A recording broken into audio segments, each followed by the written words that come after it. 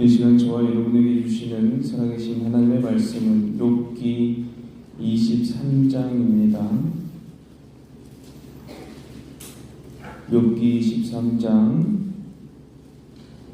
8절에서 15절까지의 말씀입니다. 욥기 23장 8절에서 15절까지의 말씀을 저와 여러분이 함께 합독하도록 하겠습니다. 그런데 내가 앞으로 가도 그가 아니 계시고 뒤로 가도 보이지 아니하면 그가 왼쪽에서 일하시나 내가 만날 수 없고 그가 오른쪽으로 돌이키시나 배울 수 없구나. 그러나 내가 가는 길을 그가 아시나니 그가 나를 단련하신 후에는 내가 순금같이 되어 나오리라. 내 발이 그의 걸음을 바로 따랐으며 내가 그의 길을 지켜 치우치지 아니하였고 내가 그의 입술의 명령을 어기지 아니하고 정한 음식보다 그의 입의 말씀을 귀히 여겼도다. 그는 뜻이 일정하시니 누가 능히 돌이키랴. 그의 마음에 하고자 하시는 것이면 그것을 행하시나니 그런즉 내게 작정하신 것을 이루실 것이라. 이런 일이 그에게 많이 있느니라. 그러므로 내가 그 앞에서 떨며 지각을 얻어 그를 두려워하리라. 아멘. 욥기를 읽으면 함께 생각되는 시가 한 편 있습니다. 바로 도종환 시인의 흔들리며 피는 꽃입니다. 흔들리지 않고 피는 꽃이 어디 있으랴라고 시작되죠. 이 세상 그 어떤 아름다운 꽃들도 다 흔들리며 피었나니 흔들리면서 줄기를 곧게 세웠나니 흔들리지 않고 가는 사랑이 어디 있으랴. 젖지 않고 피는 꽃이 어디 있으랴. 이 세상 어떤 빛나는 꽃들도 다 젖으며 피었나니 바람과 비에 젖으며 꽃잎 따뜻하게 피었나니 젖지 않고 가는 삶이 어디 있으랴. 라는 도종환 시인의 시가 있습니다. 성경에서 욥은 어떤 사람이라고 말하나요? 온전하고 또 정직하고 하나님을 경외한 사람, 악에서 떠난 사람이라고 성경은 말씀합니다. 하나님 앞에서 정말 성실한 사람이었고 동방에서 가장 훌륭한 사람이었다. 성경은 말씀합니다. 그의 성품은 아마도 자녀에게도 지인에게도 그 누구에게나 모범이 될 만한 훌륭한 인물이었을 겁니다. 그런데 이 욥은 고난받는 사람의 대표적인 인물입니다. 그 이름이 말하는 것처럼 인내하는 사람, 고난받는 사람, 박해받는 사람이라고 나타납니다. 하루아침에 자녀도 재물도 모든 것이 송두리째 사라졌던 사람이 바로 욥이죠. 하나님을 믿는 사람인데 인생의 허무함을 경험하게 되는 것입니다. 착하고 충성된 하나님의 일꾼인데도 하나님은 욥에게 시험을 허락하시니 참 무심하십니다 라는 생각이 들기도 합니다. 착한 사람은 잘 되고 나쁜 사람은 벌을 받아야 되는데 착한 사람이 벌을 받고 나쁜 사람이 잘 되는 것처럼 참 보입니다. 그렇다면 과연 하나님께서는 욥기를 통해서 우리에게 무엇을 말씀하실까요? 함께 따라하겠습니다. 하나님의 주권을 바라보라고 하십니다. 아멘. 이 하나님의 주권은 우리 삶에 내가 주인이 아니라 우리 삶의 주인이 하나님이 되신다라는 고백입니다. 욥기의 주제는 고난을 통한 극복이 아닙니다. 우리가 언제까지 고난을 참을 수 있을까요? 시련을 통해 나를 연단하시는 하나님도 아닙니다. 욥기의 주제는 하나님의 주권을 내가 온전히 받아들이고 있느냐라는 것입니다. 다른 말로는 초월신학이라고 하기도 합니다. 이 세상을 다스리고 주관하시는 하나님의 주권을 우리가 전부 알 수가 없습니다. 아마 1%도 모를 겁니다.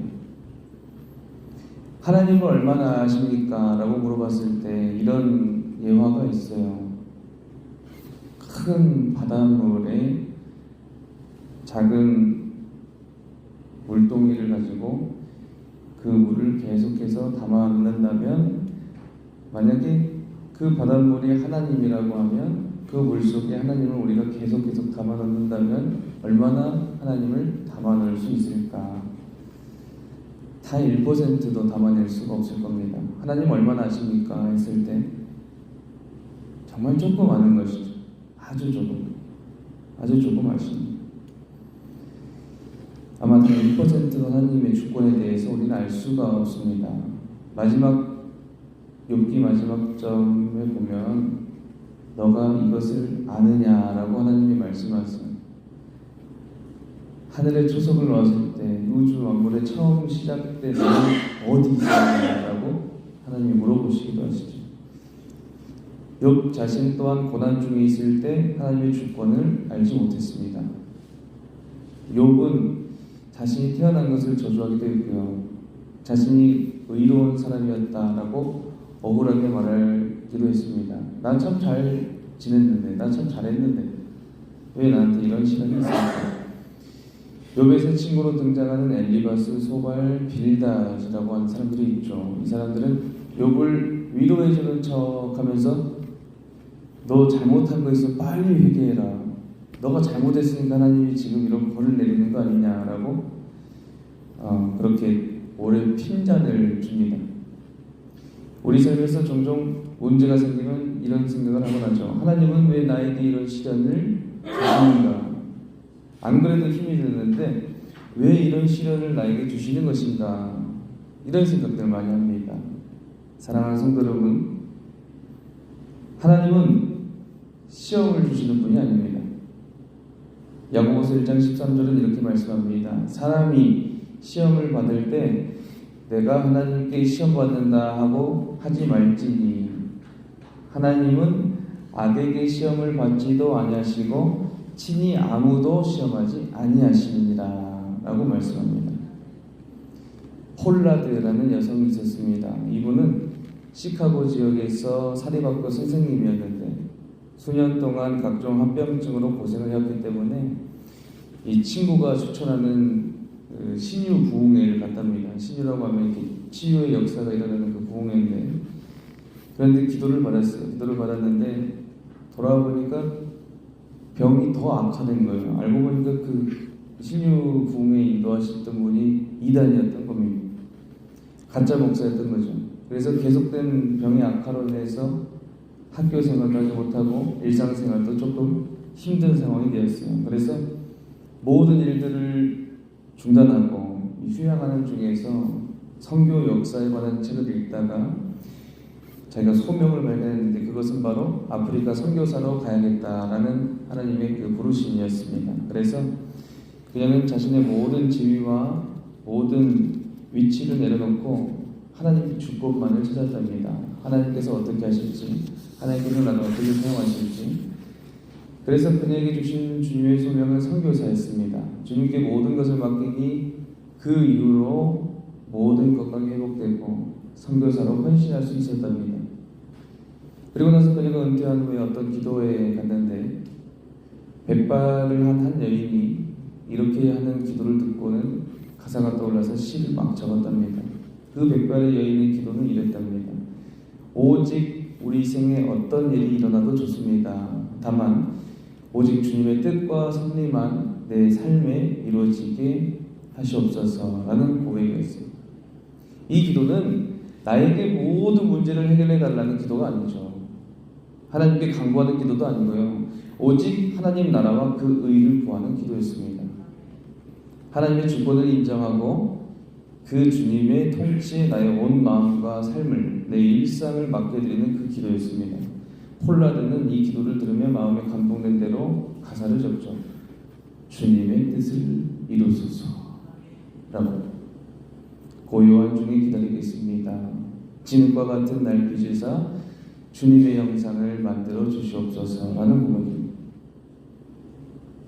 사랑하는 성도 여러분, 하나님의 주권을 인정하는 우리가 되기를 소망합니다.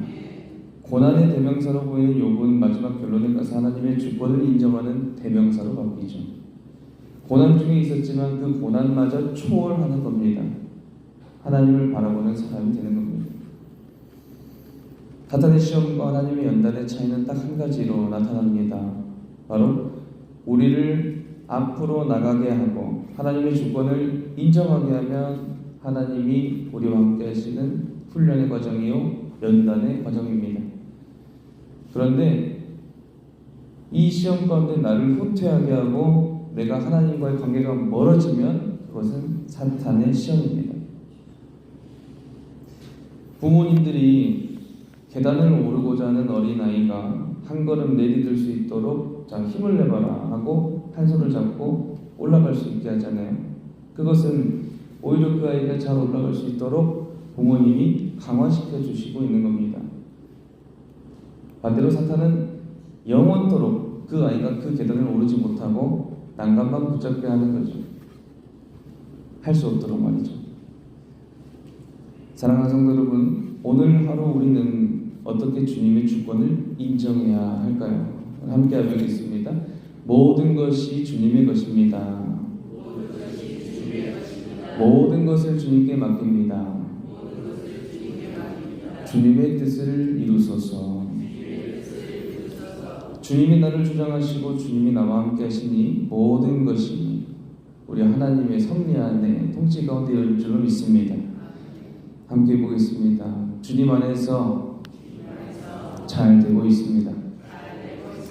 오늘이 최고의 날인 줄로 믿습니다. 하나님을 사랑하는 자, 곧 그의 뜻대로 부르심을 입은 자들에게는 모든 것이 협력하여 선을 이룬다라고 말씀합니다. 오늘도 주님만이 나의 주인이 되십니다. 주님의 뜻을 이루어 주시옵소서라고 기도하면서 이 아침을 열어가는 저와 여러분 되기를 주님 이름으로 간절히 축복합니다.